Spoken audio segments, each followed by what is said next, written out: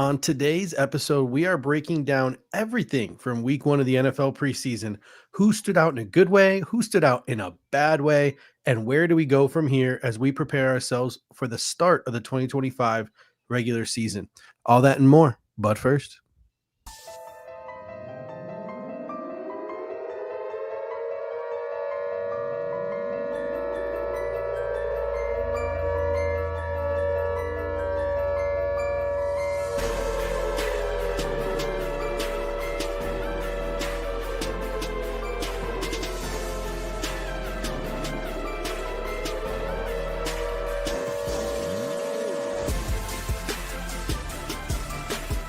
Welcome to the Air Raid Hour, a Cover One Network podcast. Here are your hosts, Judge Mathis and Tilt Money.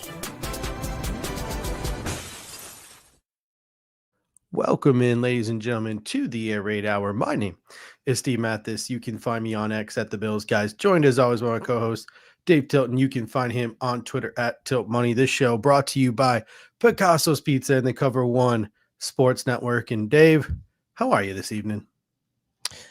Yeah, a bit better. For those who missed it on X, because that's my normal social media platform that I post on. I've been away for a couple of weeks for personal reasons. I think most of the people who watch this show kind of knew I was expecting my second child here in late July. Baby was born on July 23rd, and unfortunately, there's some things we're working through with that at the moment, but we're hoping that things will start looking better here in the next couple of weeks. So without getting into too much of the details, just appreciate everyone's support on that. And, if some things, some good news comes our way here in the next couple of weeks, I'll probably share a bit more, but I'll just leave it at that for now.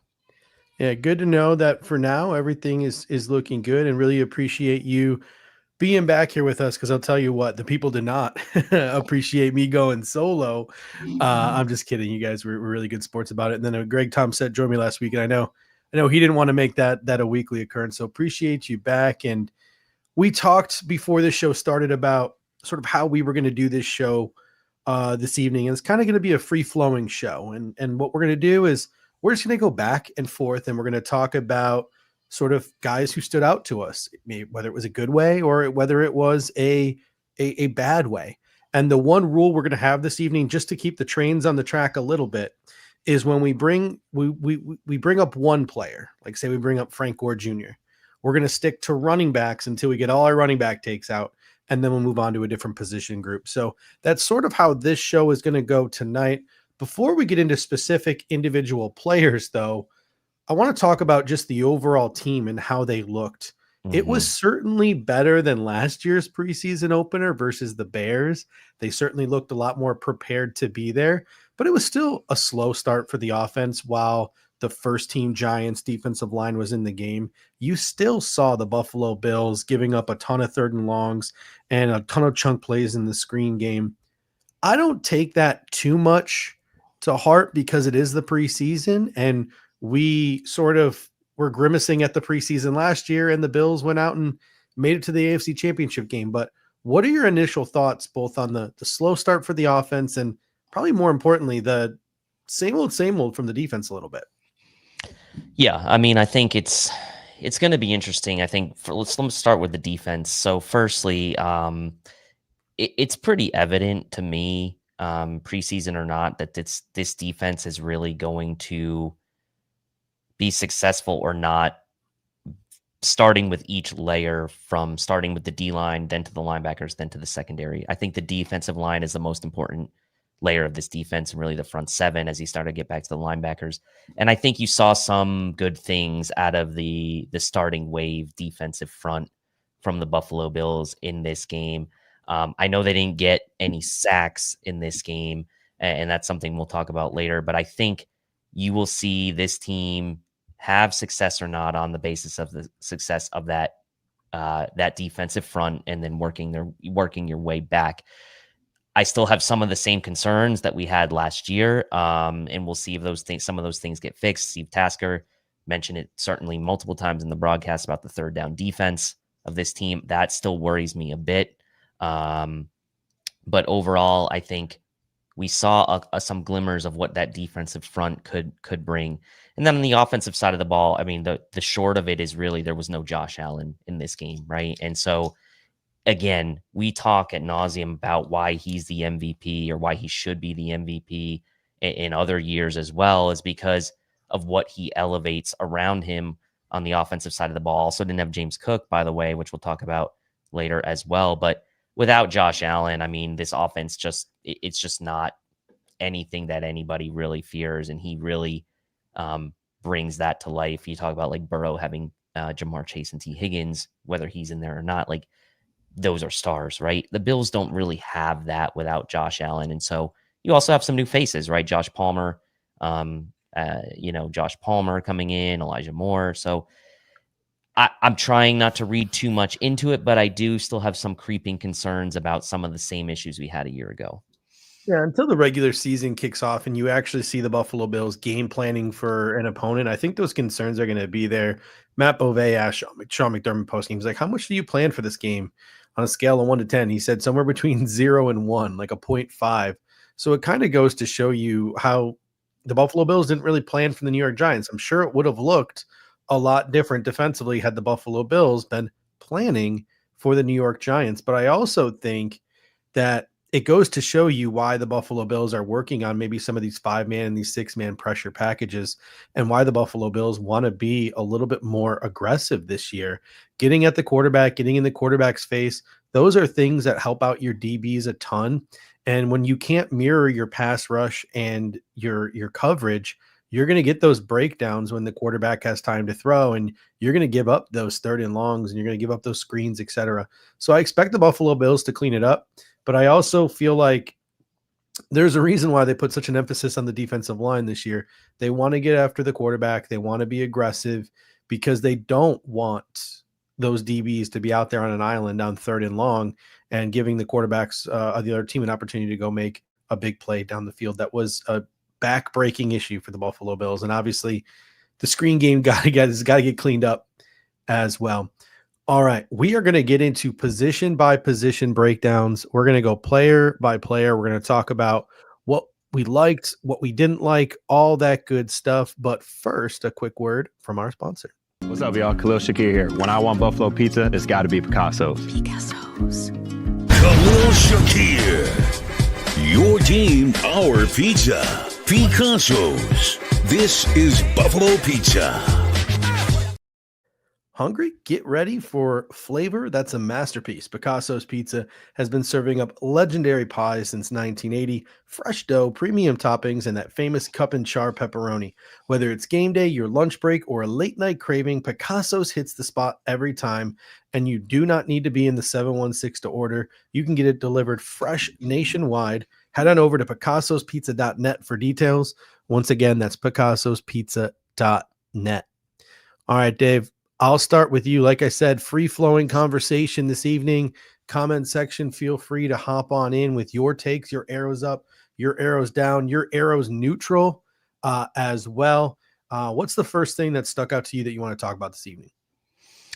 Well, I mean, let me start the show on a positive note, okay? And we'll start with some of the things that the Bills have really been looking for this offseason, and I think that is the revamping of that defensive line. And so I'm going to start on a positive note here with that defensive line. And I think what I want to talk about, Joey Bosa looked really good to me with his pass rush snaps. I think, again, the Bills didn't have any sacks in this game, so if you look purely at the box score, you're going to say, oh, well, what did they do?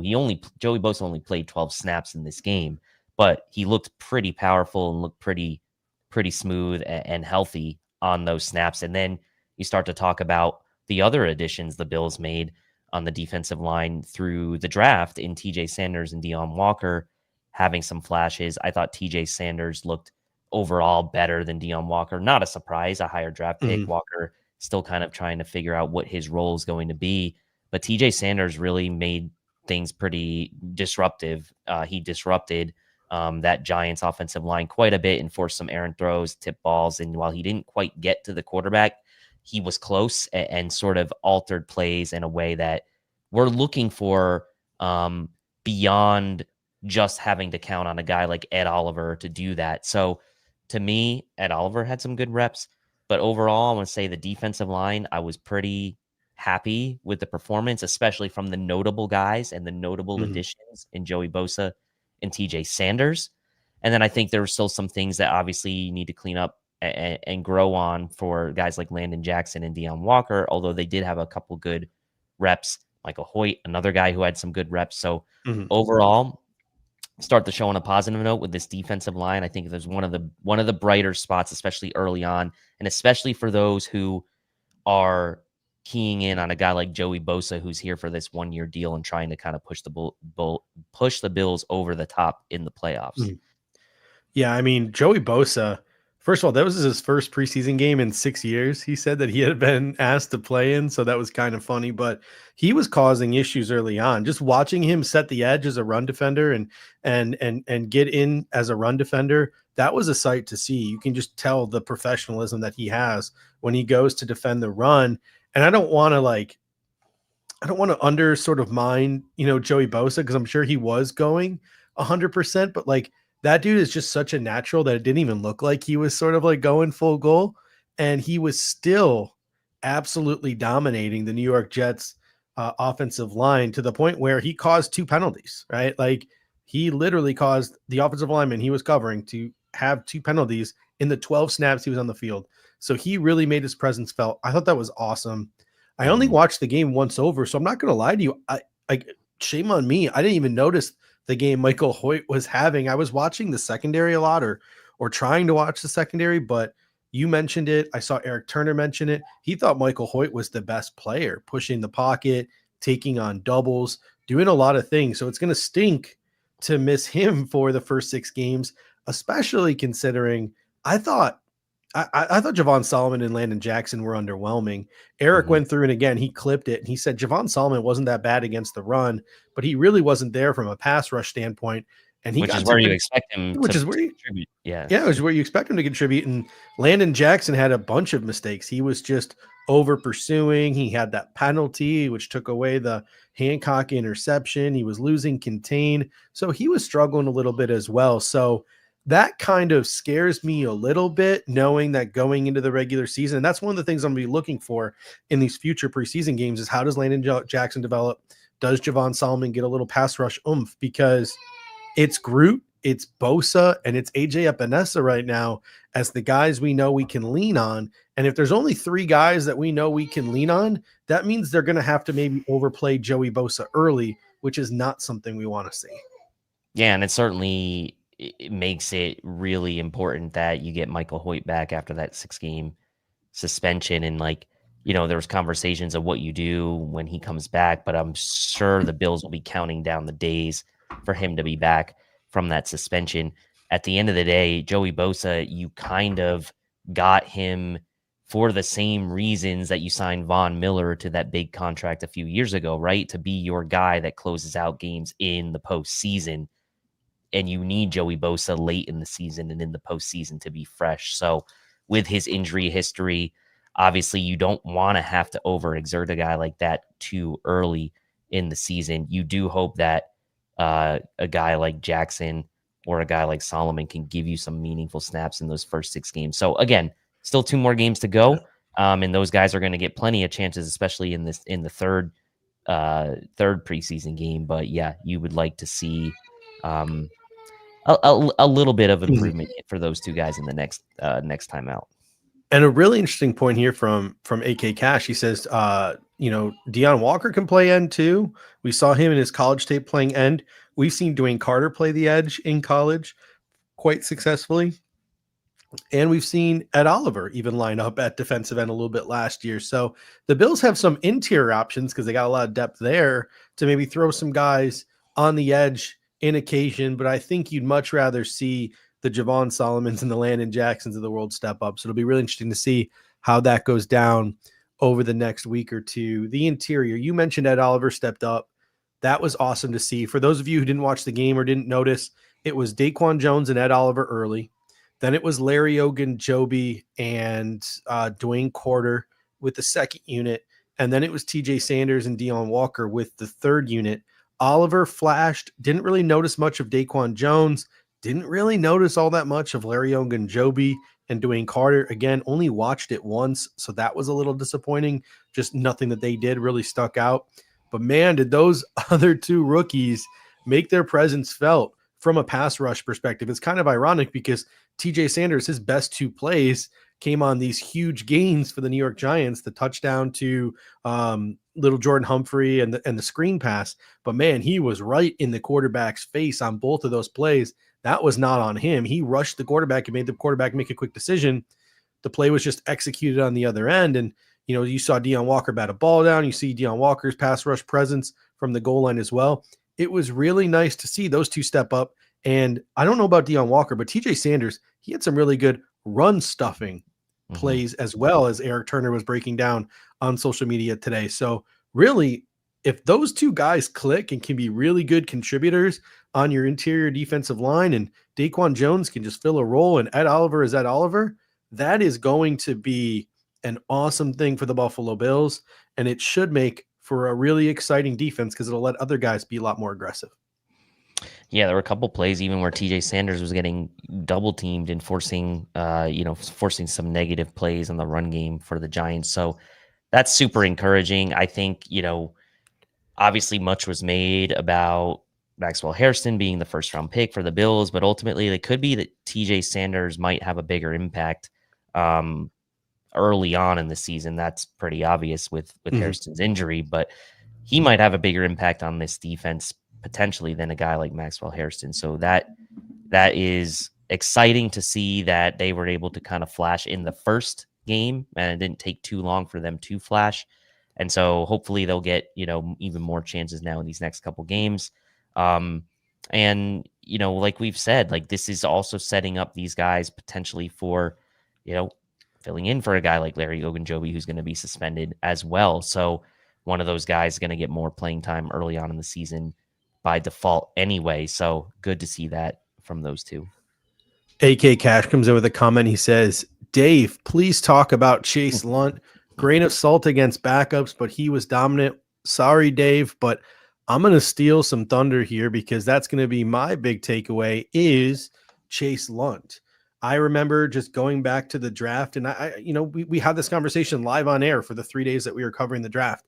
I didn't look at a lot of offensive linemen in this draft class. I started doing my research the morning of, and just reading the scouting reports, I immediately started Chase Lunt because he checks so many of the Aaron Cromer boxes. And it was really interesting to watch the game on Saturday because they moved him around a little bit. He started at tackle, then he kicked inside, but it was Chase Lunt at left tackle, Ryan Vandermark at right tackle, when Ryan Vandermark's a more traditional left tackle and Chase Lunt's a more traditional right tackle. At least that's what they were comfortable with from their college days. So the Buffalo Bills were challenging them, seeing what they could do on the sides that maybe they aren't as comfortable on. And Chase Lunt, I'll tell you what, again, only watched the game once through, but when he got into the game, I was zeroed in on him. How sicko is that? I wasn't watching the receivers downfield. I was watching Chase Lunt to see him getting after it, and he got after it. Now, in pass protection, he kept the quarterback clean. I think there was 22 dropbacks when he was in the game, 0 pressures allowed. So he stepped up from a pass protection standpoint. Obviously, it's third stringers he's playing against. But man, there were some plays where he was getting after it and sealing in the run game. He was getting out. He was getting on the move. My big takeaway is I think Chase Lunt is making this 53, especially with the Alec Anderson and Cedric Van Peren Granger injury. I know they still need to find a way to roster a traditional center, but I just think he's a Cromer guy, number one. And number two, I just think it's going to be really, really hard to sneak this guy onto the practice squad. We've seen in years past, Jack Anderson, Luke Tenuta, Nick Broker. The Buffalo Bills have absolutely no luck trying to sneak offensive linemen onto the practice squad. So for me, I really think Chase Lunt is approaching 53-man roster status. And previous to this, I think the conversation was, is it Lunt or is it Vandermark?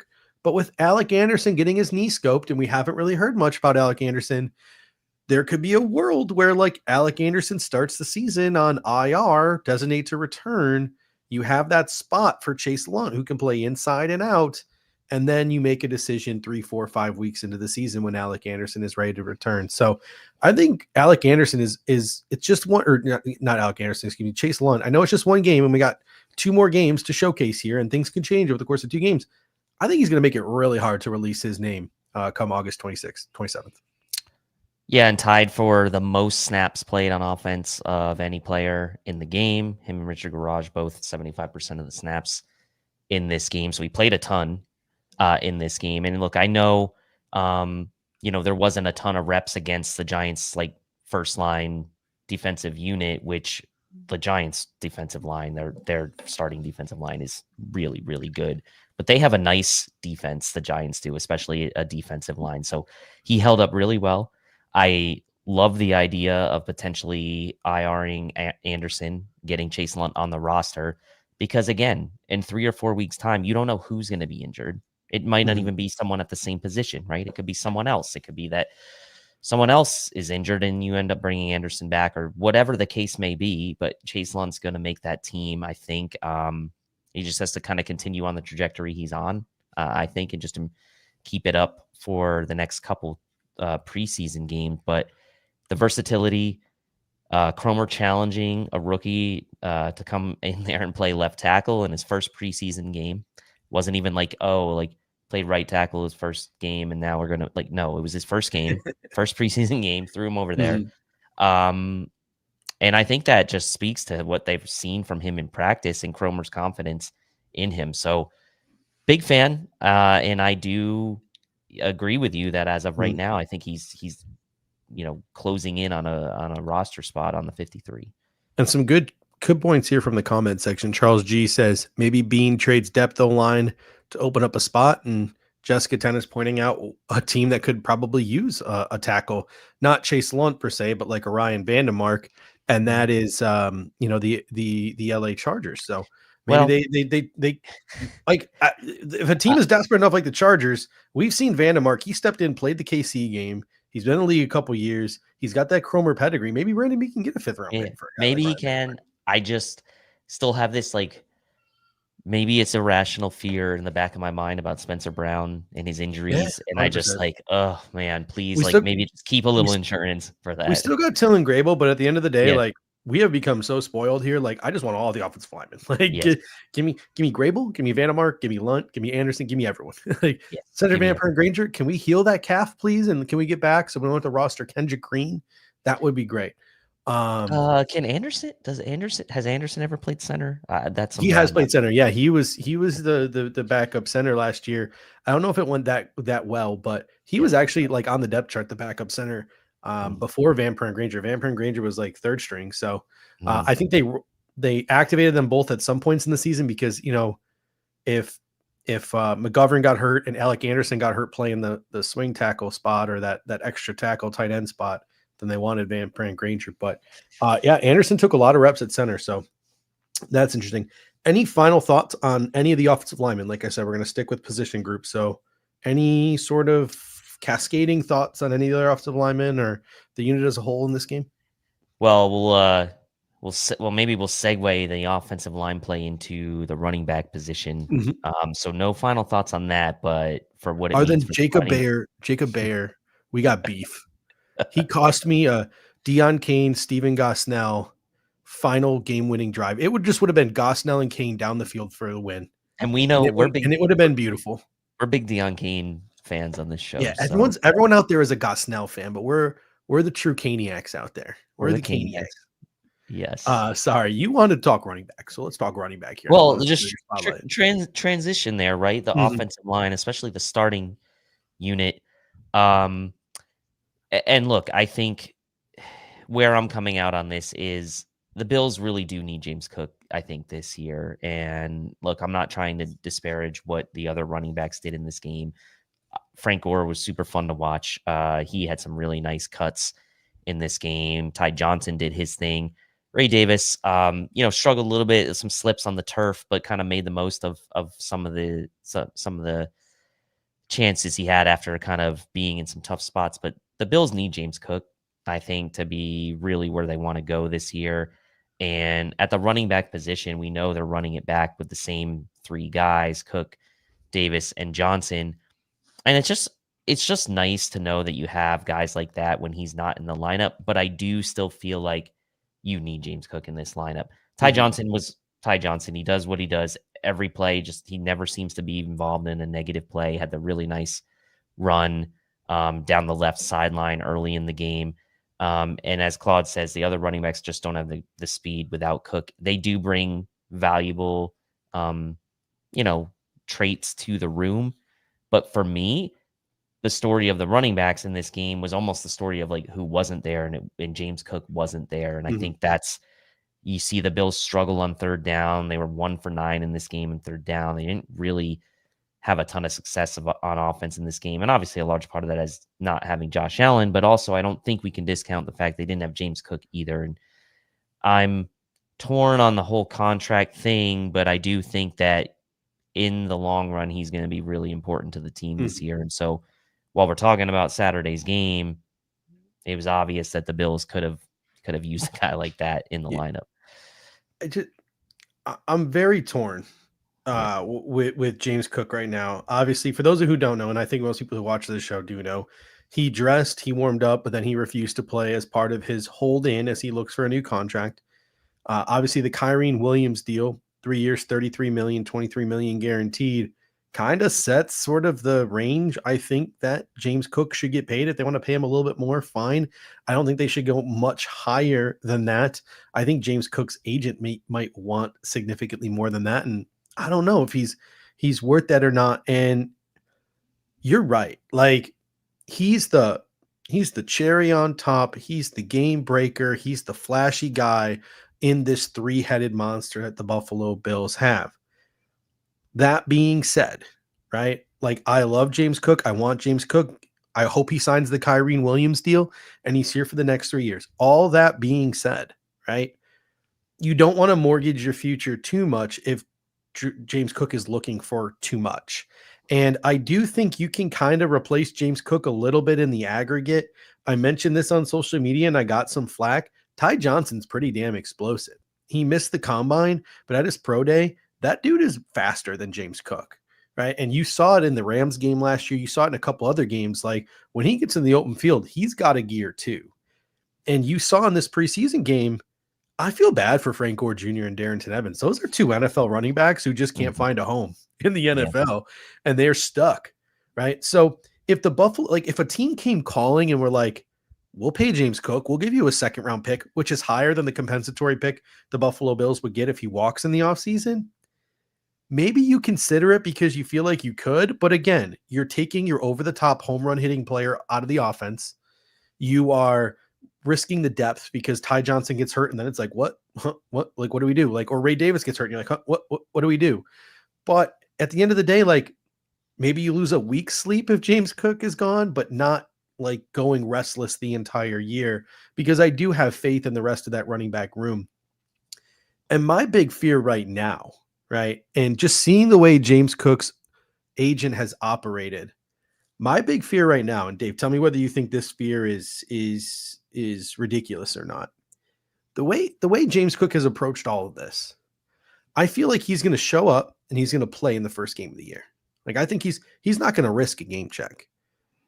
You need 6 games to accrue a season to be considered like to be considered a year off your contract and, hitting free agency. I can see a world where James Cook comes back, plays 6 games, lights it up for 6 games, and then goes right back to holding out midway through the season. After he's accrued his season, after he has guaranteed himself walking towards free agency, after he has shown the NFL that he can do it for a second consecutive season in those first 6 games, I have a fear, just the way he's behaving and the advice that he's getting from the people around him, that he could legitimately play 6 games and then walk away if the Buffalo Bills don't give him a contract. And that kind of scares the crap out of me. But is he going to give up the set 11 game checks for that? I mean, I don't know. I think I think his agent is arrogant enough to think that the Bills would panic and pay him in the middle of that week or pay him within a week. I just don't. I feel like that sends a pretty bad message if you're James Cook to the rest of the NFL if you're trying to get a new deal the next year. I don't know. Like that seems like on the extreme end. I would be surprised if that happened. I mean, I'm not saying it's impossible, but it just seems like that's almost more unprecedented than just straight up holding out, right, until you get a new deal, which is like, unfortunately a more common occurrence, right? For him to play 6 games just to accrue like his season, so then he can, hit free agency and then give up 11 game checks seems a bit odd to me. Would seem a bit odd to me. At this stage, I'd like to see the Bills and him come to some kind of agreement, even if it's a little more than what Kyren Williams got, because, are they mortgaging the future? Like, this is a year of Josh Allen that you have. Like, you're a potential Super Bowl team again. Like, I don't know. I'm starting to kind of look at things as in these 1 year windows, I think, with this Bills team and Josh Allen. And it's like, I don't want that guy not playing for my team this year when he could be playing. I'll worry about I can worry about next year. Next year, the cap is going to go up. The Bills aren't going to be as cap strapped a year from now as they are this year and as they were last year. So I don't know. I'm kind of now more on like, if you want to give him 3 years, 12 million per, like, I know it's not like, it doesn't make people feel warm and fuzzy about that, but like he still adds a dynamic element to this offense that I would miss. And given that the Bills don't have an alpha wide receiver and they don't know maybe what Dalton Kincaid's going to do this year, and Khalil Shakir's is the top option, but he's not your typical mold of like a number 1 wide receiver. I just don't want to miss that playmaker on my team for a year when Josh Allen's prime. That's just me. But yeah. Jason M comes with a super chat. I always appreciate you, Jason. He says, I saw someone say the way to shorten your window is to not re-sign talented players, but also paying unnecessary contracts is also a way to shorten your window. Yeah, Feel that conflict here. I know Connor Orr and Albert Breer of SI were having that conversation. I saw the YouTube video of it earlier this week. That might have been the conversation that you heard, or it might have been someone else having this conversation. But someone else also pointed out to me, if we pay him $12 million a year, that's only 5% of the salary cap too. If you look at it as a percentage of the cap, especially with the cap going up next year too, 12 million might only be a small percentage of the cap. So if you don't guarantee too much, and you have outs in that contract, maybe paying him $12 million isn't the end of the world, or even close to 13. I mean, I'll put it to you this way, right? Is anyone flaming or dragging the Rams for Kyren's contract? No one is, right? And you can make the case that Cook's a little bit more talented than Kyren Williams as well, but the Rams recognize what he brings to their team, and I don't think many people would say the Rams are a better team than the Bills, but they are saying, hey, this is a guy we want to be a core part of our team with Devontae and with Puka, while we still have Matt Stafford to try to do some damage in the postseason. So if you're the Buffalo Bills, why would you not do that with James Cook? So I don't. It seems to me that it's like maybe an agent problem, like you said. And they may not, like, Cook personally may not be that far off with him. Like, if the Bills came to him and were like, we'll give you 3 years, 36 million, 12 million a year, and we'll give you 25 million guaranteed, he'd be dumb not to take that, in my opinion. Yeah, there's a little bit of nuance there too. Like Kyren plays like 90% of the Ram snaps, while James Cook plays like 50%. Like, he's their everything. Like, he's their pass catcher, he's their pass blocker, he's their runner. They drafted Jaquez Hunter this year, and they drafted Blake Corum last year, and they barely played Corum last year, and I bet they'll barely play Jaquez Hunter this year. Like, it's crazy. But like, he's their hoss. And if you put their last 2 years together, Kyren Williams' numbers blow James Cook out of the water, and he beats him in almost every statistical category other than like yards per carry when you put the last 2 seasons together, not just last season, but the last 2 seasons combined. So you could also argue, if you're Brandon Beane, like, hey, James, you still have another season of proving to do before we give you even this Kyren deal. So I'm sure there's a lot of back and forth. It's honestly, who knows? Was that Kyren deal a blessing, or was it a curse for the Buffalo Bills at this point in trying to get a deal done with James Cook? Time will tell. Before we head on to another position, I want to give Frank Gore his love. 5 carries for 21 yards, 4.2 yard average. He had 5 catches for 50 yards receiving. He just looked more fluid. He just looks like maybe a quicker Devin Singletary. I really like Frank Gore Jr.'s game. If he doesn't latch on here, I hope he latches on somewhere because I think he's an NFL running back. And I feel the same way about Darrington Evans. He caught a touchdown pass in this game. I think he's an NFL caliber back as well. I really do feel bad for these two. And you can tell the Bills love Darrington Evans. They IR'd him, designated him to return last year. There just wasn't a roster spot for him when he did return from the injury, but both those guys holding down the fort for the Buffalo Bills. All right, let's keep it with the offense here, and let's talk about the wide receiver position. We're 35 minutes in, and we haven't even talked about the story of the game. Tyrell Shavers catching 2 balls for 70 yards. He really feels like he's cementing himself on the Buffalo Bills 53-man roster. I thought Palmer had a really good game. Josh Palmer had a really good game as well, just showing his separation skills and his ability to get open. He caught 2 balls for 21 yards. It really seems to me like it's Coleman, Palmer, Shakir. Those are your top 3. Then there's a little bit of a gap. And then it's Curtis Samuel and Elijah Moore. What are you going to get out of those guys? And then there's a little bit of a gap, and it's Shavers who's leading the pack with Christian Wilkerson, Jalen Virgil, KJ Hamler, Laviska Shenault, all following behind. And then you could tell just from the reps, Gosnell and Kane and those guys are just well off the pack at this point. Yeah, I'm glad you mentioned Josh Palmer because, again, if you just look at the box score, you're going to be like, oh, 2 for 21. But, like, he was getting open. And in early on when the Giants defensive line was not giving Mitch a ton of time to throw, like, he was getting open and separating and, like, pretty quickly, within a second or two of the snap. So I liked what I saw from Josh Palmer. And a lot of people think he's going to be, kind of a downfield threat, but I actually like the way he was working sort of in the intermediate and short area separation as well. So that gives me confidence that come the regular season, he's going to be a little bit more maybe versatile with his route running than maybe we thought, and just kind of maybe, kind of pegging him, not solely as like a downfield guy, but he can do more than that. So that was encouraging. Tyrell Shavers, he just looks the part. Like, he's big. He can get downfield. He's got good hands. He can play special teams. I really like what he... Who was that guy in 2017? Was it Andre Holmes? For what? For the Bills. Who was that receiver? Andre Holmes. They had Andre Holmes vibes from Tyrell. Yeah, a little bit Andre Holmes vibes. I could see that for sure. But I like Shavers, and I know he can play special teams, so that's nice. I think Elijah Moore, I think I'm not going to read much into that. He played with the first guys, like he played with Palmer, he played with Coleman in this game.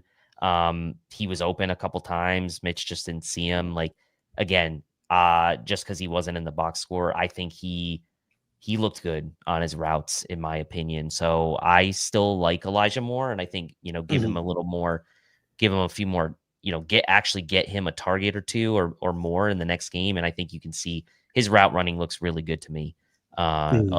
Moore's does to me. And so, yeah, I think there could be a situation maybe where, like, that last spot, if they do, let's say, keep 6 wide receivers, comes down to like a Shavers versus a Shenault, maybe, because Shenault showed you something on the special teams. He's a little bit of a do-it-all type of guy. And while he isn't what we all thought he might be coming out of college, had higher hopes for him, he's bounced around, he can still offer you something on special teams. He can still do a little bit of everything on offense with the ball in his hands. And I think the wide receivers overall, Wilkerson had that really nice catch that got obviously overturned with the challenge, or it wasn't a challenge. The replay review changed it. But all in all, really, I thought the wide receivers were a bright spot, even though in the box score it maybe didn't look like it. And Hamler caught that touchdown, although I don't think he's going to make the team either. But the wide receivers, I thought, had a good day overall. Yeah, it's really murky, to be honest, after those top 3. like, what are you going to get out of Curtis Samuel this year? Hopefully he's back in practice this week, and you'll see what the Buffalo Bills, do with him. I think the Buffalo Bills want Curtis Samuel out there. I think the Buffalo Bills have high hopes for Curtis Samuel, but right now you can't depend on him. He's turning kind of into the Balon Spector of the offense. I mean, you like what you see from him, but he just can't. You're seeing Sean McDermott get kind of pissed off at some of these guys. Like in his post-game press conference, he's like, it's go time. Like Cole Bishop, like Curtis Samuel, it's go time. Get your ass on the field. So he looked like he's getting a little fed up. So who knows about the future of Curtis Samuel? You're only getting off that contract if you trade it. Can they find a trade partner? Who knows? I actually low-key think they could find a trade partner for Curtis Samuel. If Curtis Samuel can show by the start of the regular season that he can pass a physical, there are a couple of teams that are pretty thin at receiver that might throw you a 7th-round pick, take him off your hands. The contract's not that bad for Curtis Samuel. It's something you can easily get out of after this season, especially if you're another team. Yeah. You can go back to Carolina. They can pair him with Ted McMillan. Elijah Moore is a guy like, again, you're right. Like he was open. Mitch just didn't give him the ball. I think he played into the second unit because they were trying to get him more slot reps because Khalil Shakir might be iffy for week 1. So I think that really secures Elijah Moore's spot.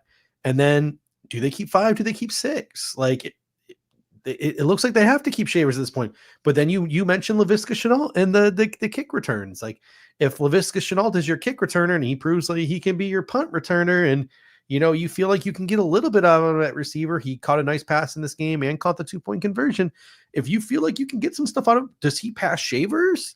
Or do you have to cut a Moore or a Samuel to keep Shenault? Do you keep 7 wide? Like this is where the questions get really murky, and we're going to have to watch this get flushed out over the next couple of weeks.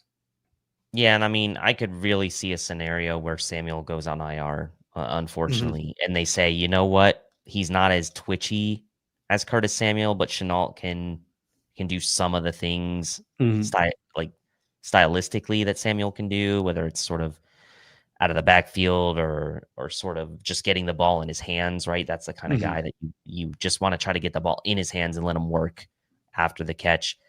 And it could be interesting that the final roster spot could maybe come down to maybe Shenault as the 6th wide receiver or Codrington as the kick returner. So the return duties, I think, maybe play a part in that as well on who the Bills want to do that, because they obviously gave Shenault opportunity and they gave Codrington opportunity, and they let them both play on offense and defense respectively. So it should be interesting. As it stands, I mean, I think it's a murky situation, like you said, because what's the health of Curtis Samuel, right, heading into week 1? If he's an easy IR, then maybe you do have an easier path to keeping Shaver. I just don't know. It's gonna be interesting to see if he can get back to health here in the next couple of weeks. AK Cash says we might be overvaluing Shavers. A lot of fringe guys like that around the league. Certainly that was the case last year when he made his way back to the practice squad. Charles G. Now, I don't think the Bills would have an issue getting Shavers on the practice squad. I'm not saying that he would get plucked, but Charles G says, as it stands, none of the top 5 wide receivers offer much on special teams. So either the Bills keep 6 or we're missing something. Again, that's why it's kind of murky. Do they lop off a Samuel or a Moore to keep? Yeah, because that was Mac Hollins last year. He did do that for you, right? So you had that covered within your top 4 wide receivers last year with Hollins. And then Steve Noble comes in and says Shavers was a special teams ace in college. Why don't the Bills use him that way? That was one of the more confusing parts of Sean McDermott's post-game press conference. We know who Tyrell is as a wide receiver. We're comfortable with him as a wide receiver. Now he's got to prove it on special teams, but I don't see him out there playing special teams all that much, number 1. And 2, that was the pedigree he had coming onto the team, was Tyrell who? Why did the Bills sign this guy? Oh, he was an ace gunner in college. So that's kind of a weird situation that needs to get resolved over the next couple of weeks. So again, keep your eyes out on that, because I know I didn't get a single update after training camp started, but when training camp started, it was Dorian Strong and it was Jalen Virgil gunning with the first unit. So it's going to be really interesting to see how that all turns out at the wide receiver position. All right, you are up next here, Dave. I just did wide receivers. I started that conversation, so you can go anywhere you want on the board here. Any other players, position groups that you want to talk about? Yeah. I mean, let's go to their counterparts on the other side of the ball, I guess, with the secondary. We got to talk about the secondary, I think, a little bit here. And obviously, you got a little bit of a scare early in the game with Taron Johnson going, 110% in a preseason game. Thankfully, he was fine. But I think there's still some concerns, right, with the secondary on the back end here. Obviously, you had no Rapp and Bishop in this game. Again, I continue to be sort of underwhelmed by Damar Hamlin as a football player. And, that hasn't really changed much, although the Bills are seemingly fine having him kind of fill in, which is okay. Cam Lewis, I thought, had some moments where he looked okay, especially down near the line of scrimmage. Jordan Hancock had some moments where I thought he looked pretty good in space, chasing down ball carriers, but I'm still a little bit worried about the boundary in the safety position here. Trey White, I thought early in the game was doing an okay job keeping things in front of him, but tackling's still an issue, and tackling was an issue, I think, for the secondary overall in this game. I don't really want to see Dane Jackson on this team. Dorian Strong, I think for, as much as we really loved him and as much as we really loved what he's been doing in camp, I would say it was a bit of an up and down day for him as well. Corey Couch had a nice pass breakup, but a mixed bag, I would say, overall for the secondary in this game, and some concern, right? The Giants were 11 for 21 combined on 3rd and 4th downs in this game. Jackson Dart was kind of tearing the secondary apart a bit. Tackling was an issue. And I mean, it is a concern for me right now, especially with the health of the safety position being a question mark, the health of Max Hairston obviously being a question mark. There are a lot of question marks, I think, still in this secondary. So a mixed bag for me, and I think we should talk about it. Yeah, definitely. I think the one positive I took away was the Giants were pissing down their legs so bad at the thought of throwing at Christian Benford that they just didn't do it. Like, that was cool. So I think that shows the respect they have for Christian Benford. Like, they literally didn't even try to throw at him. The one play he did make, he was a menace, getting across the field and making a tackle and run support. So Christian Benford is him. That was fun to see. You're right. Like, Jessica Tennis says, I think Trey White was making some business decisions in a preseason game. I don't even know if it was that. I just think it was like, hey, the Bills were like, go out there, get your feet wet. Don't do anything crazy. Don't give up a big shot. Just keep everything in front of you. And there was no pass rush and there was no game planning. And I just think that's just naturally something that occurs. So if you're Trey White and you've had all these injuries and stuff, just going out there, getting your feet wet and stuff like that, I think maybe as the weeks progress, you'll see it get better. And as game planning is inserted, I think you'll see that get better as well. So I'm not too worried about Trey White at CB2, but yeah, I would like to see Maxwell Hairston get as healthy as possible because he's the prize. He's the one you eventually want out there at CB2. Dane Jackson, I thought that was fine coverage on LaJordan Humphrey until he fell. Yeah. Dorian Strong, you said a little bit up, a little bit down, nothing too crazy. I think it was notable that Jamarcus Ingram didn't come in until after Jackson and Strong left. So maybe that shows you where Jamarcus Ingram is in the pecking order. And then you switch it over to safety. Again, I know he's not Micah Hyde. I'm not trying to compare Damar Hamlin to Micah Hyde, but on that touchdown to LaJordan Humphrey, like, I get it. His job is to cover the middle of the field, but Jackson Dart makes that throw and Damar does not read it, stutters, and doesn't even make an attempt to go over there and help Dane Jackson. I'm not even saying he could have made the play, but I would have liked to seen him react and try. Like, he just kind of jogged over there and kind of was just like, whoop, well, touchdown. Like, there was just no effort. And I think that kind of highlights who Damar is. He's just not special. He's solid. He can fill a role. I think someone in the comment section said he's a really good safety 3, but the second Cole Bishop's back, Cole Bishop's going back into that spot because maybe Cole Bishop has got the athleticism to go and make those extra plays that are outside of his zone, to react a little bit quicker and to have the athleticism to make those plays that, again, aren't his responsibility, but he sees it and has got the athleticism to go and run and engage and make a game-changing play like Micah Hyde did years ago in that postseason game. That's what we're looking for, right? We're looking for somebody, please. show us some iota of what we had when we had Jordan Poyer and Micah Hyde. You're not getting that with DeMar Hamlin. You're just not. So Taylor Rapp and Cole Bishop got to get healthy. That was one of my big takeaways. Like, cool, Yep. Cam Lewis, you had a solid game. I love you, Cam. I will always stand you. Even when people are ripping you apart, I will support you. You're my UB guy.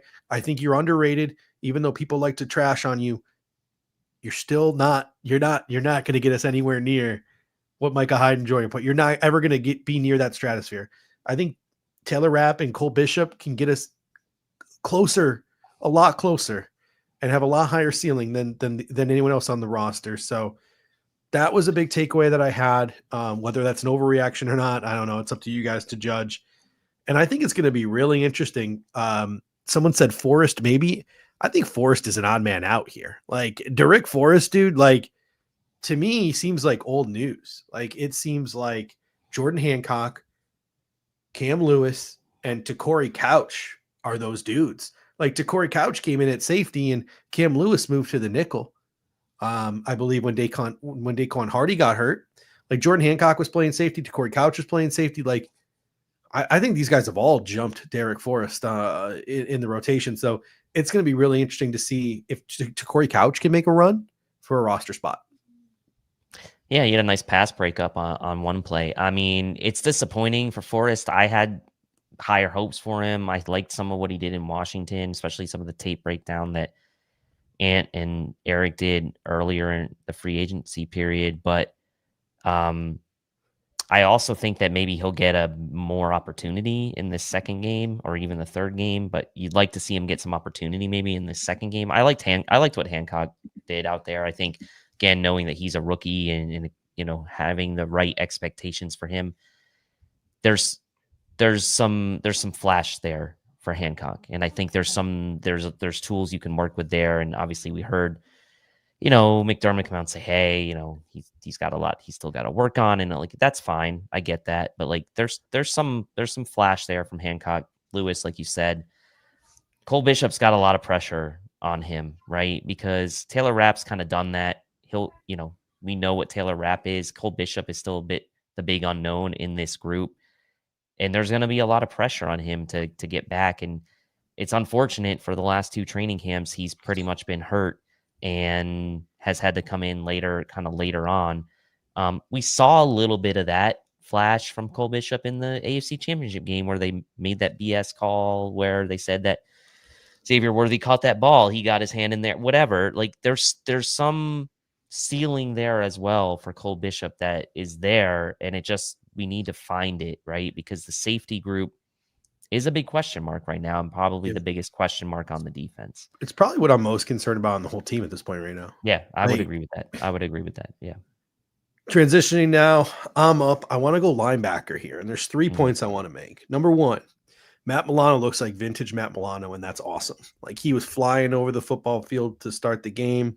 That was really fun to see. Number two, Buffalo Joe Andreessen was making some plays. He is so tough against the run. Like he is a legitimate, like if this was 1995, he'd be like Zach Thomas out there, just an absolute dog, be starting Mike linebacker in the National Football League. I think for Joe Andreessen right now, I think he solidified himself as the backup Mike linebacker. But for him, I think it's going to be all about pass coverage and getting Sean McDermott and Bobby Babich to trust him, not just at the line of scrimmage, but dropping back into coverage as well. So Buffalo Joe, big game for him. I really like the way he played. He just picked up right where he left off last preseason. And then the third thing is Edefano Lefosio might be Voshan Josephing right in front of our eyes. I hate that. Tremaine Edmonds, Keonta Jenkins, number 49 with the Dreads, came in before Edefano Lefosio in this game. The UDFA out of Virginia Tech. Oh my gosh, Virginia Tech too. That's crazy. Okay, sorry.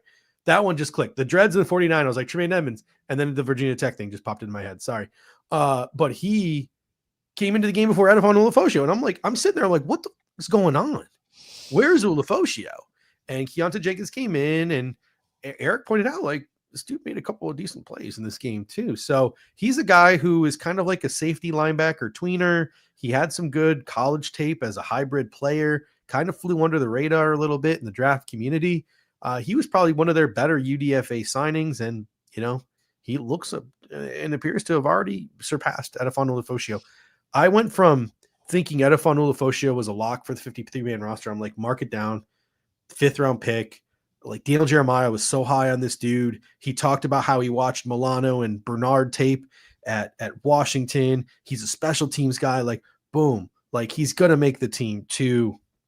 I don't know, man. I don't know. I would not put him on my 53-man roster right now.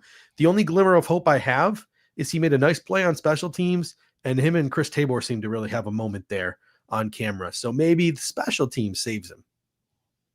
Yeah, Keontae Jenkins, I mean, that dude's he's noticeable, I'll say, when he's on the field. Like you're like, wow, that really does look like Tremaine. Like he's a big dude. He's a big dude. Is he big or does he just look big? Let me look up his size. I think he's got to be like 6'2". I thought he was a safety hybrid. He's 6'3", 220. Yeah, so I mean he looks like I said, he's noticeable when he's on the field. Like he Buffalo Joe, I will say I got to give him credit. Like in the training camp preview, I was like, oh no, that's good. That's good. I was like, you know what? He made the team last year. It was a good story. He's probably going to have to earn it again this year. Like, I think he's on the team. Like, I mean, he right now, he's got to be on the team, right? So I think Shaq Thompson, even though he's out hurt right now, I think a lot of what happened late in that game bodes well for Shaq Thompson. Yeah, I agree with that. And the Bills coaching staff will have trust in Shaq Thompson as well. Mm-hmm. And they've kind of been known to keep those like Nicholas Morrow types, around the team as well as kind of that fail-safe linebacker. And now with Balon Spector out of the picture, that gives an opening potentially for a guy. You know what Balon Spector could do to get back in the good graces of Sean McDermott and the Buffalo Bills? I got one suggestion for him. Okay. Legally change his name to AJ Klein. That's a great point. I think if he did that, we thought AJ Klein was 37 years old. He's only 26. We have found a way to genetically de-age, like those Marvel superheroes when they de-age them in the movie. We have de-aged AJ Klein. That's so good. That is so true. Oh man, yeah.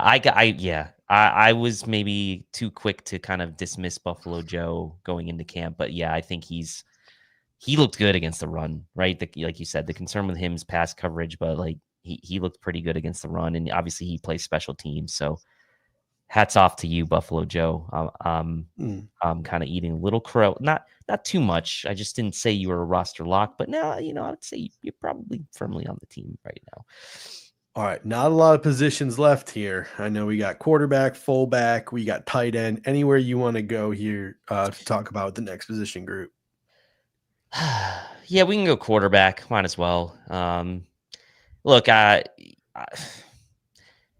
said in the camp preview, I kind of wanted Mike White to win the job. I don't think he did much to pass. Like, I don't think he passed Mitch Trubisky with the effort in this game. I know he had the 2 touchdowns, but one was like a gimme touchdown. I know Mitch's was kind of a gimme touchdown too.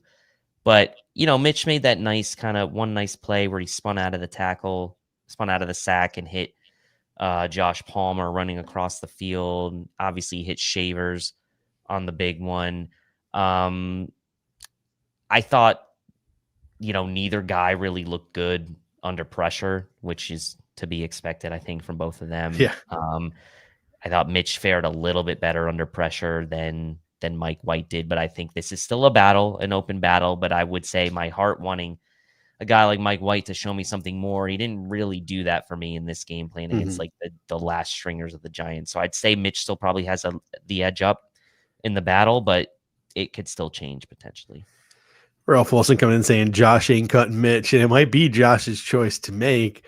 Pops Mafia comes in and says, why is Shane Buechele on the team? Oh, he was god-awful. Wasted roster spot. I will say this, though. Like, if the Bills cut Mike White and Mike White signs somewhere, you're going to want a guy on the practice squad who's, like, comfortable with the offense. So that's why Shane Buechele is here. They want, that's they want that security blanket. Like, if Mike White clears waivers and goes onto the practice squad, then you know what? you don't need Shane Buechele. Shane Buechele is off the roster. So, but you look at the day, I mean, nearly identical. I mean, Trubisky was 9 for 13 for 138 yards, 10.6 per and a touchdown. It would have been even better if not for I guess it wasn't registered as a drop for Zach Davidson. If you go back and watch the replay, a defender got his arm in there. He still should have caught it. He still should have caught it. He had 2 drops, in my opinion. And then you look at Mike White. He was 8 for 13, 112 yards, 8.6 per, 2 touchdowns. He would have had a better day statistically if not for Zach Davidson dropping an absolute gimme for a first down, and Jackson Hawes even dropping a gimme for a couple of yards. His statistics would have been closer to Mitch Trubisky's in the completions and yards category. But each guy had their moment. People were railing on Mitch Trubisky early in the game, and I thought that was a little unfair. And I pointed out on Twitter, like, the Bills were not game planning. The Giants would probably have the best pass rush in the National Football League. It was a no-win situation for anybody outside of Josh Allen. Like, literally, Mike White started that game. He's peeing down his leg too. Like, there's nothing was going on with that offense when you're not game planning and you have that kind of pass rush just tumbling down on you. But when the dogs got called off, I thought Mitch Trubisky went in there and Mike White went in there and just did what they did. They are veteran quarterbacks who have played games in this league. They completed the passes they needed to complete. They didn't do anything extra or anything special that made you go, ooh, ah. And that's why I think Mitch Trubisky is probably the leader in the clubhouse right now. He gives you a little bit more mobility. He's probably closer with Josh Allen for, whatever that is worth. And, Mike White, I didn't even realize Mike White's 30 years old now too. So you cut Mike White. Is he really going to have much of a market out there to go be a backup quarterback somewhere? I don't know. So you could probably get him back on the practice squad as well. So I don't think much changed in the quarterback room, but I will give Trubisky a little credit. I think as the game progressed, he made a couple of plays under pressure that was inspiring. And I want to give Mike White a little bit of credit too. On that Hamler touchdown, he saw the pass rusher trying to hide himself in the secondary. He called, and he's the one who called the audible and pointed out the defender and shifted the line that allowed them to make that pass. So who knows if that touchdown pass is made, if not for that line call from Mike White. So I think it was Eric Turner or Pro Anth or somebody pointed that out on social media today. So kudos to Mike White for that.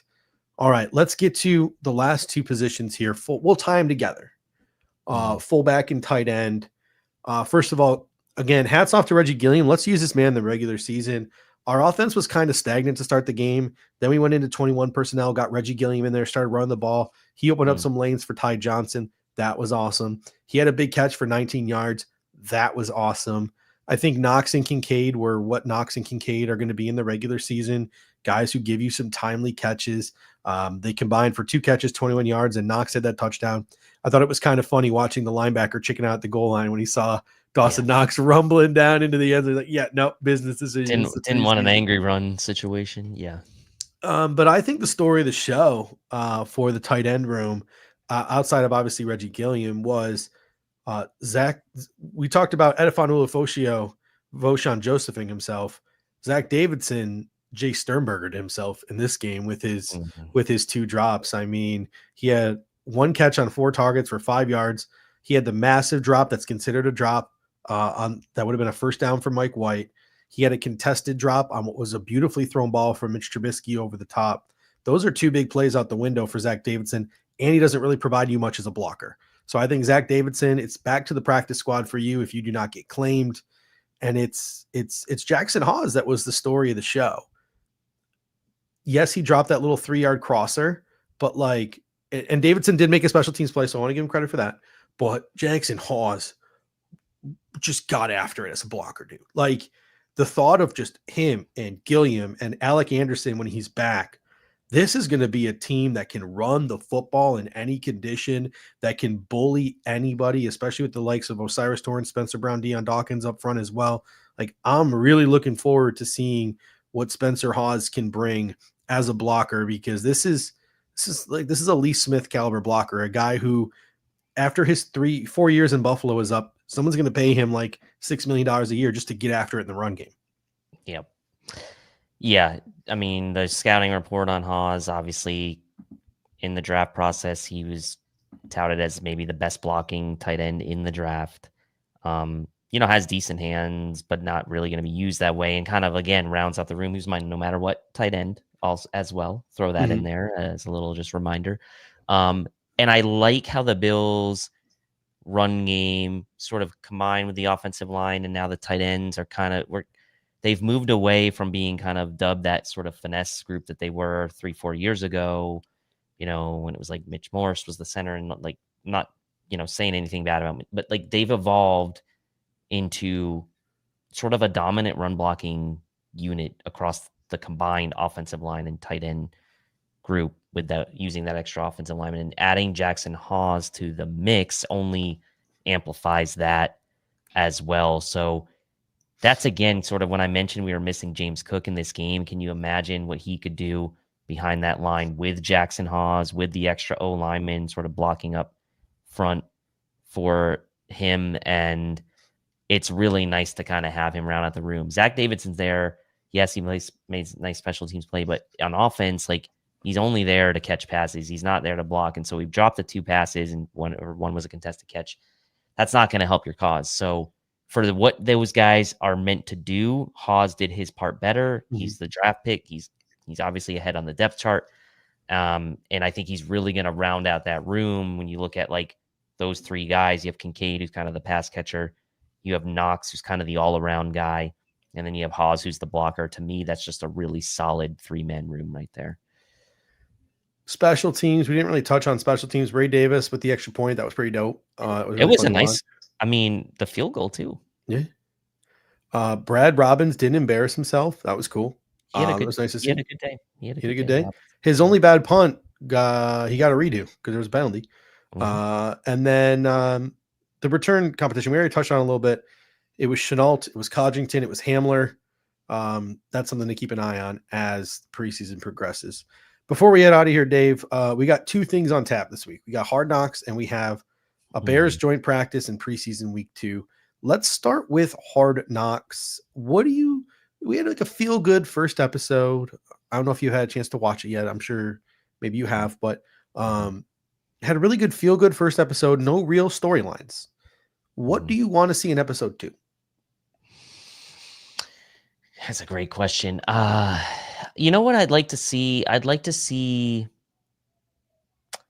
I don't know. I kind of want to see a little bit more of the coaching staff getting after it with some of these, with some of these like individual competitions. Some of the competition at safety, knowing there's injuries there. Some of the competition at wide receiver would be nice to see a bit more of that. And I'd like to see them kind of see a little bit behind, they do this every year on Hard Knocks, and it's kind of worked out, like how they're going to approach these joint practices with the Bears. Like you saw when the Lions were on Hard Knocks a couple years ago, like how intense, like the intensity ratcheted up when you're practicing against another team. Right.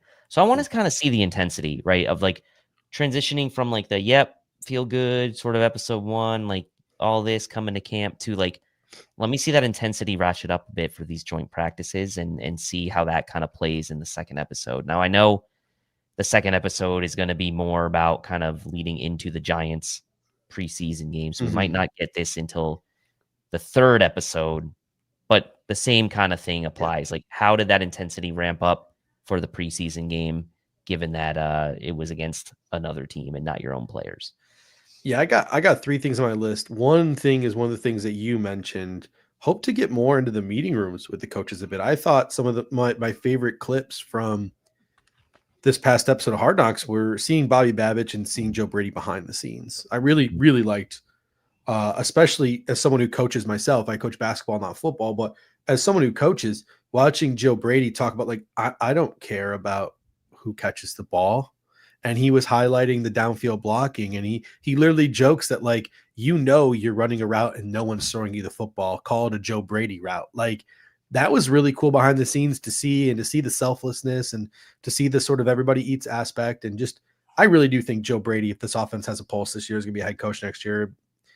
We're going to be having an offensive coordinator conversation next spring. But seeing more of him, seeing more of Bobby Babich, even though Bobby Babich doesn't want to be seen, that's really cool. I know the Bills get like final say on like what gets put on the cutting room floor, but I think the James Cook Holden is going to be shown in some Yep. way, shape, or form.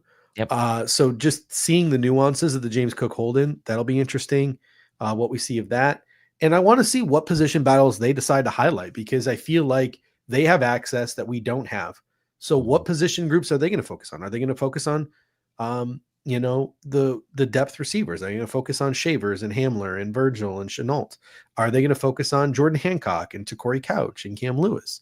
Are they going to focus on the kick return battle and Codrington and Chenault? Like, where are they going to put their focus in terms of like those bottom of the roster guys? Because I think that might be a little bit of a hint as to like where the fringe of the 53 is headed. So I want to see a little bit of that as well. Yeah, and again, leading up to this giant, you might see a little bit of TJ Sanders, Deone Walker as well. Maybe some of those guys, like the early draft picks as well, because they tend to at times focus on those guys as well and kind of juxtapose the high draft picks with the kind of fringe guys, and sometimes they will do that as well. Next up on the docket for the Bills too, they have a joint practice with the Bears. Pops Mafia said, when are the Bears practice and where? I know the Bills have today off. They practice Tuesday. They practice Wednesday. They travel Thursday. They practice with the Bears on Friday, and then they play on Sunday. So we have to wait all the way till Sunday. And then someone says it's an 8 p.m. Fox game on Sunday. I had no idea that it was an 8 p.m. Fox game on Sunday. So apparently it's Sunday night on Fox. Dave, I don't know if you can confirm that for me, but so we got a game on Sunday against the Bears. So that's sort of what the schedule looks like for the rest of this week. And I don't know about you, Dave, but like my attention for the rest of 8 camp, 8 p.m. Fox. Look Sunday. at that. So don't you have to worry about my NFL premium either. I probably could have gone without NFL premium because I had the NFL. Now I'll need it for the last preseason game. But I'll tell you what, my eyes, this next couple of weeks, preseason, the depth receiver battle, the depth cornerback battle, the kick return competition, and Landon Jackson, Javon Solomon, Dwayne Carter. Like those are some of the areas I'm going to be looking for the next couple of weeks. Where are your eyes going to be this week in the preseason? Yeah, I'm glad you mentioned Jackson and Solomon. Certainly going to be paying attention to see if they can improve upon what they did week one, and also looking to see if guys like Sanders and Walker can maintain their good play going into the second game. With rookies, it's always a little bit of an up and down. So especially a guy like TJ Sanders, Deone Walker, I'm kind of like, I'm not giving him a pass per se, but I also have very tempered expectations for him. TJ Sanders, I have higher expectations for, so I'd like to see him continue that play. I'd put Joey Bosa in bubble wrap at this point until the regular season. Taron Johnson too. Taron Johnson. And Matt Milano.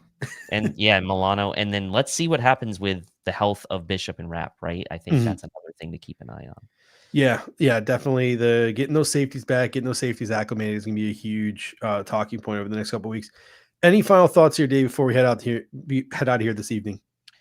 No, looking forward to Hard Knocks tomorrow, and obviously the lead up to the now primetime preseason game on Sunday night should be fun. And we're really now with training camp is officially over, and they're into technically practices now. So yeah, we still got just under a month until that first game, but it's certainly creeping closer. So, and thanks everyone as well for earlier in the chat for throwing that support to me. Really could use that right now, and trying to compartmentalize as best I can to kind of do these things, and it does help me get a little bit distracted, but I appreciate that as well. And I appreciate you being here as a nice little crutch for me so I don't embarrass myself too much. Thank you guys so much. Again, if you're looking to support this show, there's always, as we mentioned at the end of every show, 3 things you can do. Number 1, the easiest thing you can do is smash that like button. Helps us with the algorithm. Second thing you do is if we're going to spread the word about this thing, the Air Raid Hour, we want to spread it through word of mouth. Click that share button, share on social media, text message, friends, family, anyone you think would like to join us here every Monday night talking Buffalo Bills football. That's greatly appreciated. And then the third thing you can do, once this video is done being live and is available to you on demand to watch on replay, go back, open up the video, and leave a comment there. It can be It can be a positive note. It can be a criticism. It can be a topic you think we missed. It can be your take on a topic we covered. Anything, really, anything you want. Yep. As long as you put it in the comment section, we will, over the course of the week, go back and respond to you guys, like your comments, and it helps us with the algorithm as well. So thank you guys so much. Always appreciate you. You were great in the chat again tonight, like you always are. This show is nothing without you guys. And until next time, go Bills. Go Bills. Thank you for watching tonight's episode of the Air Raid Hour. Make sure to hit that like button on the way out. If you are catching the show on demand, leave a reply in the comment section and we will respond over the course of the week.